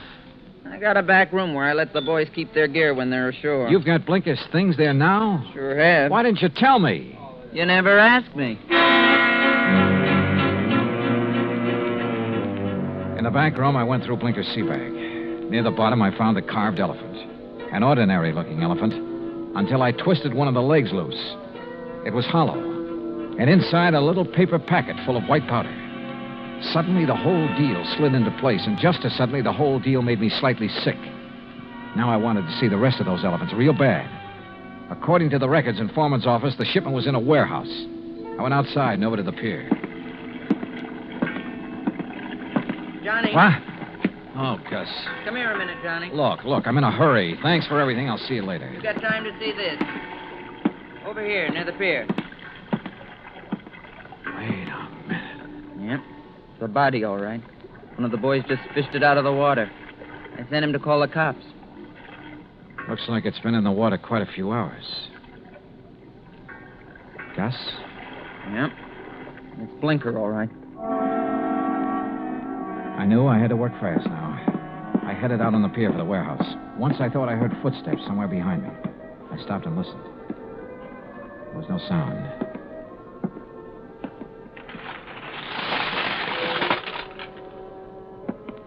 It was dark inside the warehouse, but with the help of matches, I located Foreman's shipment.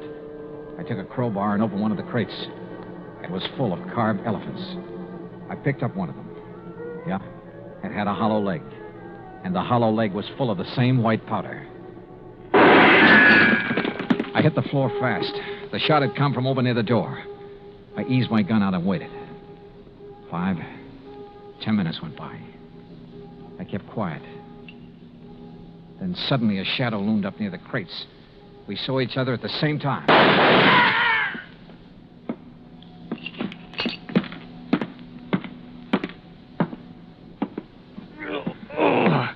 My shoulder. Well. The missing man himself, Andrew Foreman. Look, Blinker found out what you were importing in those carved elephants. He tried to blackmail you. I don't know what you're talking about. Oh, sure. You probably told him you'd pay off. That's when you drove him downtown night before last. Then you tried to kill him, but he must have got away. I tell you... You called your lawyer, tried to put the squeeze on through him.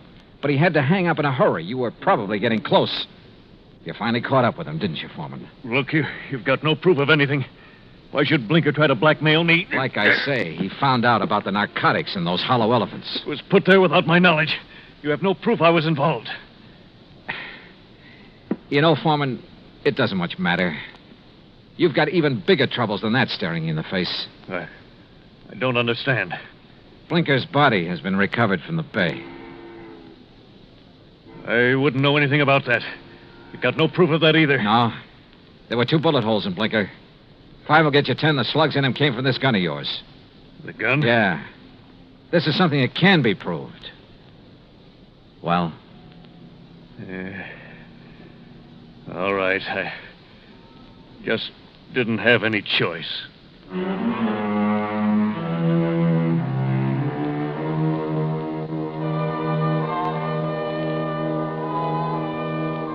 Item 5, $183 even, transportation and incidentals home. Expense account total, $434.50. Remarks? Andrew Foreman made a complete statement to the police. The murder case against him is open and shut. So, it looks like he's going to beat the narcotics rap after all. The hard way.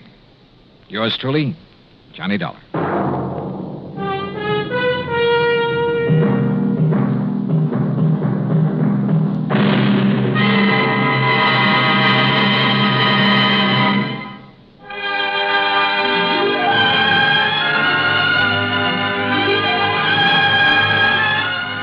Truly, Johnny Dollar, starring Bob Bailey, originates in Hollywood and is produced and directed by Jack Johnstone. Today's story was written by Robert Stanley. Heard in our cast were Paula Winslow, D.J. Thompson, Harry Bartell, Stacey Harris, Vic Perrin, and Bob Bruce. Be sure to join us next week, same time and station, for another exciting story of yours truly, Johnny Dollar. This is Roy Rowan speaking.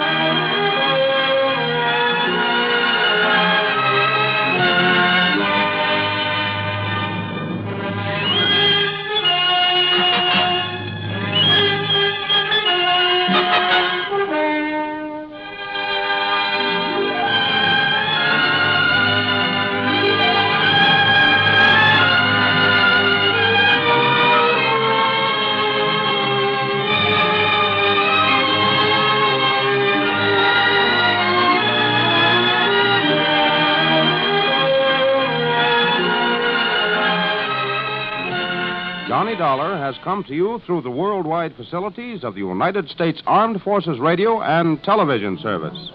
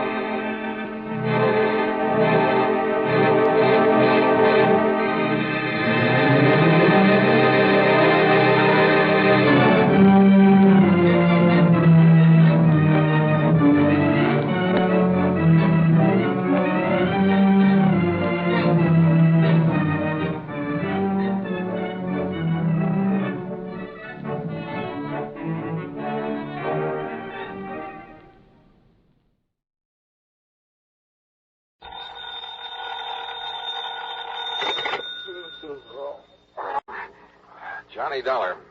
This is Carol Carson, Mr. Dollar. Oh? You don't know me, and I'm sorry to be calling so late. What time is it, anyway? About 1 a.m. A friend of yours, Mr. Ralston, mentioned your name to me yesterday. What, Ralston? He said you were here in New York for the weekend and mentioned your hotel. Look, Miss Carson, is it? Yes, Carol Carson. Yeah, it's nice talking to you and all that, but it is rather late. When I realized what had happened a few moments ago, you were the first person I thought of. Maybe you can help me, Mr. Dollar. I need help badly. What's the trouble? I'm at the apartment of Everett Reed on East 67th. Could you come over? Any particular reason? Yes. I think I've just killed him, Mr. Dollar. I'll be right over.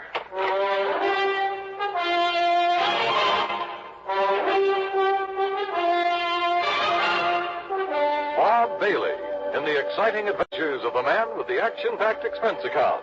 America's fabulous freelance insurance investigator. Yours truly,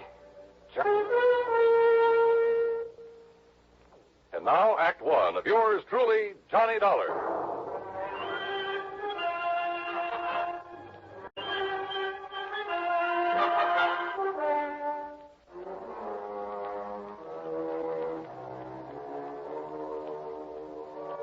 Expense account submitted by Special Investigator Johnny Dollar to the Universal Adjustment Bureau, Home Office, Hartford, Connecticut. Following is an account of expenses incurred during my investigation of the Deadly Doubt matter.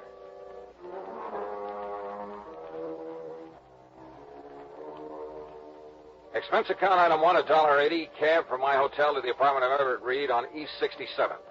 Carol Carson was waiting for me at the door. She looked sort of dazed as she pointed to a body on the floor.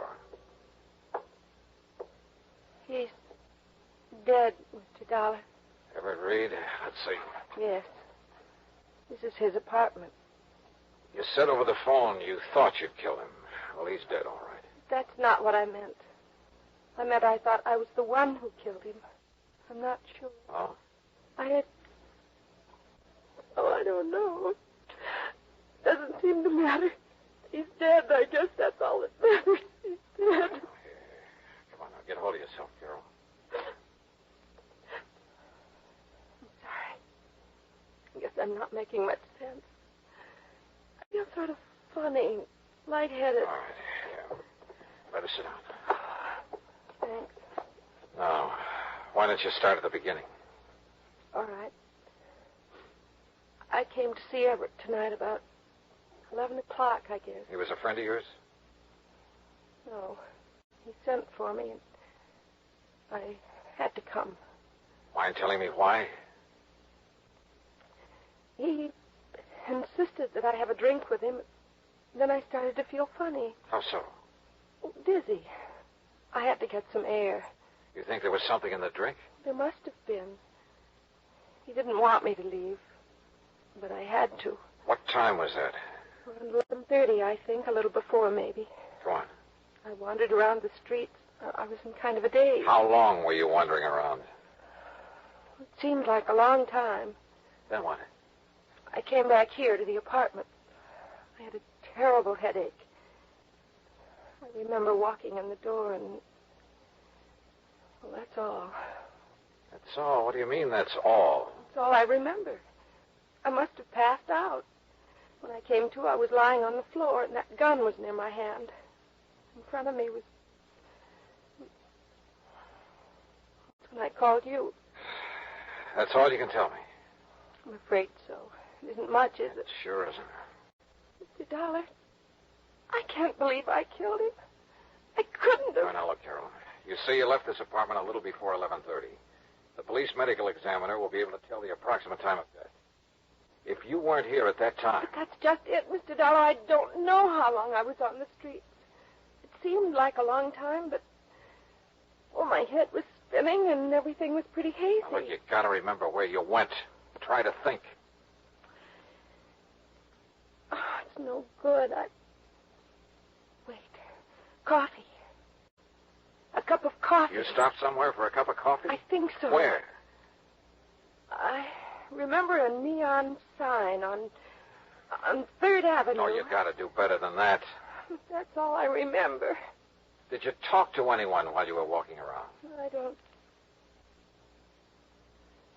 Yes. Yes. Somebody was following me, I think.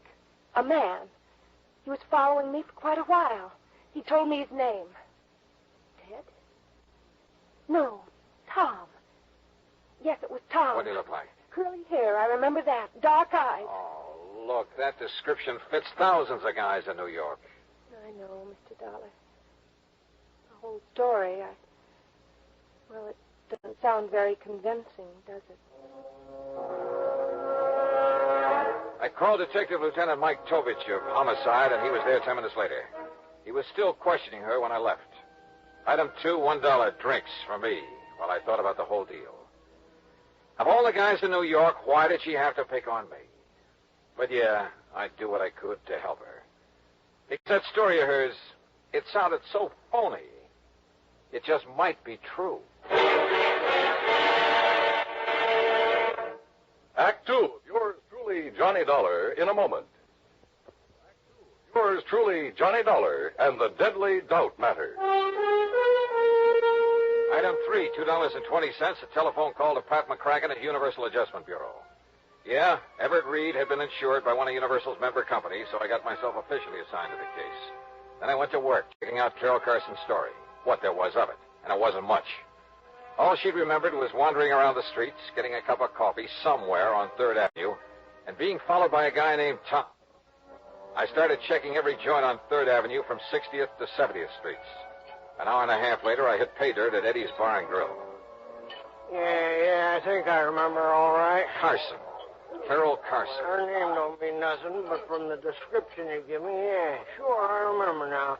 I remember thinking she looked kind of funny when she walked in, like she was in a daze or something. All right. Now, what time was it when she came in here? I don't know, 2 or 3 hours ago. That's not good enough. Was it 11? 11:30? Midnight? Well, what? Well, maybe around midnight, maybe. Was she home? Yeah. You sure about that? Well, as far as I can remember, I kind of remember somebody in the doorway after she come in, but I didn't know if it was somebody with her or not. All right, what happened then? So she asked for a cup of coffee, so I poured it and set it down in front of her, so she left. She what? Yeah, got up and left, still acting sort of funny. I see. How much of her time can you account for then? Huh? I mean, how long was she here in your place? No more than about 1 minute, Mac. Oh, great. Item 4, $1.80, cab fare to police headquarters and Lieutenant Mike Tovich in Homicide. Look, Johnny, you're not trying to tell me I should buy an alibi like Carol Carson's, are you? So it is pretty vague, Mike. Vague enough to be true. At least she was telling the truth about going into that joint on 3rd Avenue for a cup of coffee. So she's covered for 1 minute out of 2 hours. 2 hours? She said she went to Reed's apartment about 11 o'clock. Right. The medical examiner says time of Reed's death was between 11:30 and 12:30. She called you at 1 o'clock. But if she can prove she was out of that apartment for that hour. She's only proved she was out of it for a minute plus the time it took to get to 3rd Avenue and back. Say, 5 minutes each way. That'd still give her plenty of time to kill him. But if we could find this guy named Tom, she says that was following her around. Maybe he could prove she was out of the apartment during the time of the murder. Oh, sure. That was a real helpful description she gave us. Curly hair and dark eyes. Yeah. Look, Johnny, so you're taking a liking to her. That's too bad, but don't let it make a fool out of you. Mike, did Carol tell you why she went to Reed's apartment? No, she wouldn't talk about it. She also wouldn't explain a lump she has on the side of her head. Lump she? Yeah, we think she got it fighting with Reed. What do you know about him? Bad boy. A big gambler. And the way we heard, he'd been winning pretty big lately. Maybe somebody he won from couldn't pay off, except with a bullet. Yeah, maybe anything, Johnny. Prove it, and I'll listen. Who did Reed run around with, you know? Usual crowd, Johnny. Jack Vissel, that outfit. Vissel, huh? Now, if Reed won a lot of money from him... Like I say, Johnny, anything you can prove. Yeah. Come in. Demetovich? That's right. I'm Larry Bowman. I want to know what's going on with Carol Carson. Oh?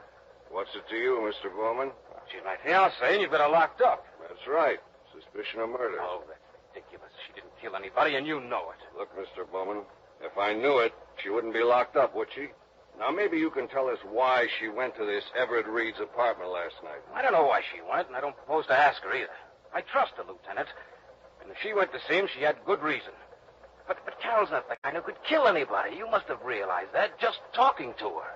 The main thing that I realize is that my personal opinion is beside the point, Bowman. Look, the thing we need to know is if Carol was away from Reed's apartment for almost an hour and a half, like she seems to think she was, walking around the streets. Why didn't you say that sooner? I can prove she was. How? I was with her. Oh? Funny, she didn't mention it. She was probably confused. You sure you're not the one who was confused? Now, look, I tell you, I was with her. Okay. Where were you? On the street. What street? Well, I don't remember. 68th Street, I think. That's not the street Carol says she was on. As I say, she was probably confused. Where'd you go? To a bar. What'd you have to drink?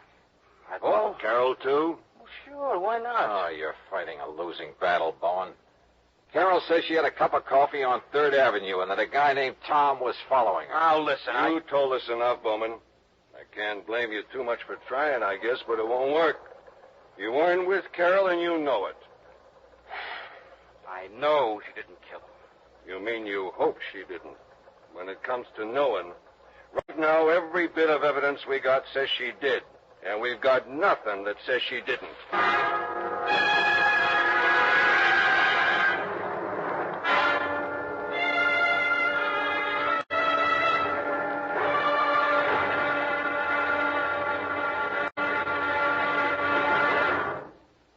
Act 3 of yours truly, Johnny Dollar, in a moment. Yours truly, Johnny Dollar, and the Deadly Doubt Matter.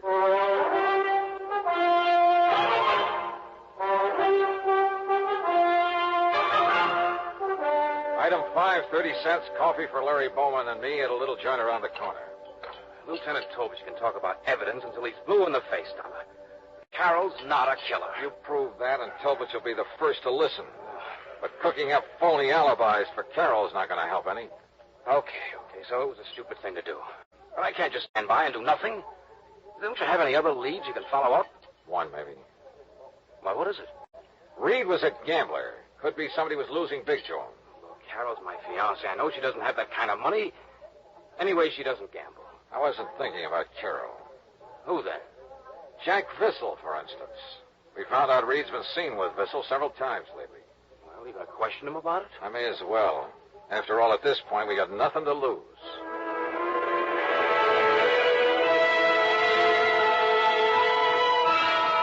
You're barking up a wrong tree, Dollar. What reason would I have to kill Reed?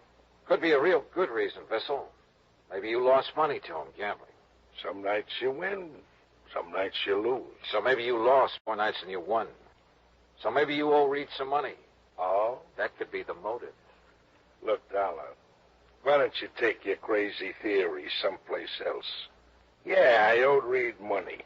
I owed him all of 2 bits. Now, is that enough to bump him off? So I started making the rounds along 3rd Avenue again. But I got nowhere. Nobody remembered seeing her, and nobody remembered the guy named Tom, the one she told me had been following her. 2 hours later, I gave up. I was beat. I went back to my room and flopped on the bed. Yeah? Okay. Yeah? Johnny Dollar? That's right. Who are you? Well, I'm the guy you've been looking for. What? My name's Tom. That ring a bell? It sure does. Are you the one who was walking around the streets with Carol Carson? That's right. I'm her alibi. So I bust my neck trying to find you, and it ends up with you finding me. Well, I read in the papers it looked bad for Carol unless they found the guy who was with her. You didn't show up any too soon, believe me, brother. How long were you with her? Oh, I figure at least an hour. I kept following her, and once in a while she'd stop and talk, but she seemed kind of dazed. Apparently Reed put something in her drink. Anyway, I finally gave up. I figured if it was that tough to get acquainted, what's the use? But you're willing to swear you were with her for an hour? Why, at least. From around 11:30 to after 12:30. That clears her. Come on. Item 6, $1.80 cab fare to headquarters. Tom repeated his statement, and Carol identified Tom as the man who'd been following her. So, it looked like it was all over. I guess I'll never be able to thank you enough, Johnny. Well, if it hadn't been for you... Well, let's just say I'm the stubborn type, Carol. Once I believed your story, I had to follow through on it. Oh, it's hard to realize I'm free. It's been like a bad dream. Yeah. I'll bet Larry Bowman's glad it's over, too. Have you called him yet? No, I'll call him from my apartment. Johnny, all I can say is thanks again.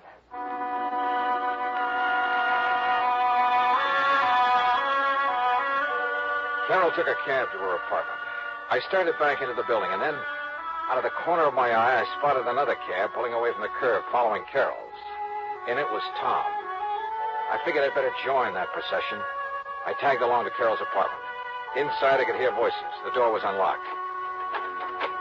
Carol was in the process of handing over some money to Tom.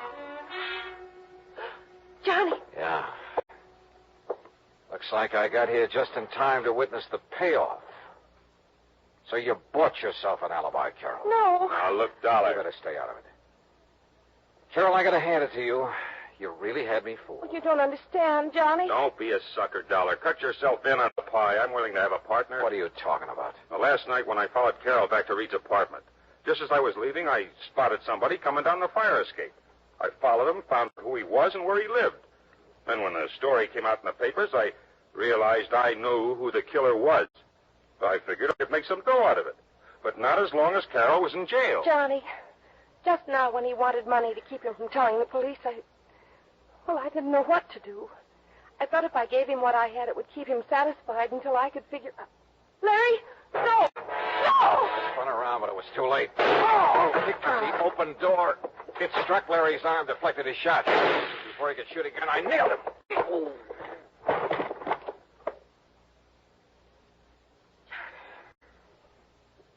Johnny, are you all right?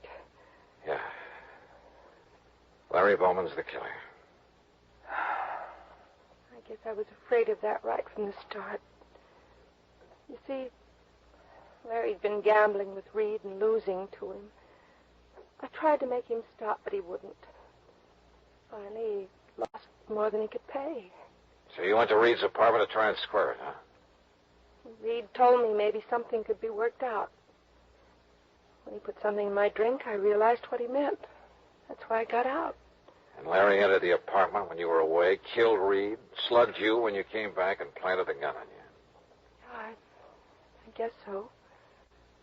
I wasn't sure until Tom told me he'd seen Larry climb down that fire escape. At first, I just couldn't believe that Larry would... How do you figure a thing like that, Johnny? How do you figure it?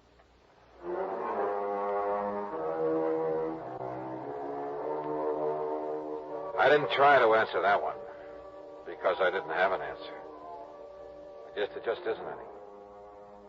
Item 8, $13.40, incidentals and transportation back to Hartford. Expense account total, $41 even. Yeah, Larry Bowman's gambling was a big, fat mistake. First with Everett Reed, then in trying to frame Carol. I guess that's the trouble with gambling. You push your luck too far, and sooner or later you're bound to lose. Yours truly, Johnny Dollar.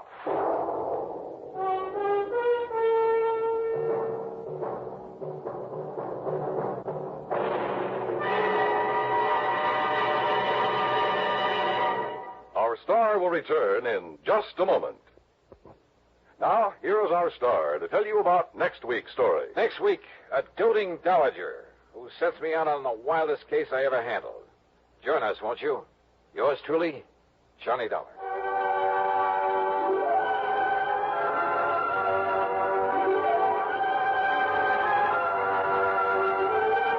Yours truly, Johnny Dollar, salutes station KRMG in Tulsa, Oklahoma. KRMG is our newest affiliate station and serves nearly 1 million families in the Southwest. Yours truly, Johnny Dollar, starring Bob Bailey, is produced and directed by Jack Johnstone. Today's story was written by Robert Stanley. Heard in the cast were Virginia Gregg, Junius Matthews, Paul Duboff, James McCallion, Alan Reed, and Frank Gerstle. Join us next week for another exciting story of yours truly, Johnny Dollar. This is Dan Coverly speaking.